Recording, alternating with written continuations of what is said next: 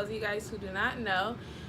So for this video, as you guys can see by the title, is I did this braided ponytail look on myself. This is a style that I do on my hair all the time. Like, I literally, like, this is like my go-to hairstyle. Like, when I'm feeling real blah, I just need something to do to my hair, but I don't want to do too much, something quick, but something that's going to be really cute. So this is what I always do to my hair, and I actually never did a video on it on YouTube, so I was like, why don't I show people how I do this style? Even though I know it's probably a whole bunch of a whole bunch of videos on how to do a braided ponytail on YouTube already, I still wanted to put my own on there just because I might do something a little different than someone else does, or somebody might learn something that they didn't learn from somebody else from me.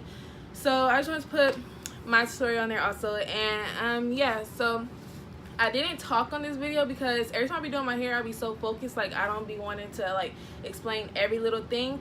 But I did try to like turn around so that you guys can see me doing the braid and all that stuff, and like show you guys every product that I use to slick my hair down and all that, so that you guys can see as close, like I could be as detailed as I can without having to talk, because I don't know, it'd be hard because I don't know how to explain nothing. Like, it's really hard for me to like explain things. So like, I already knew I wasn't gonna be able to explain it anyway, so I was like, let me just show them how I do it, because I'm better hands-on anyway. So like, some people might be better hands-on also, so if they just watch me do it, then they'll understand how I did it. But so yeah, and oh, and y'all don't come in the comments talk about the hair don't match, because I already know that the hair don't match. But this is all the hair that I had inside of my room, and I really wanted to do this style. Like, it's not like crazy off, but it's still off. Like, you can tell like the braided hair is way lighter.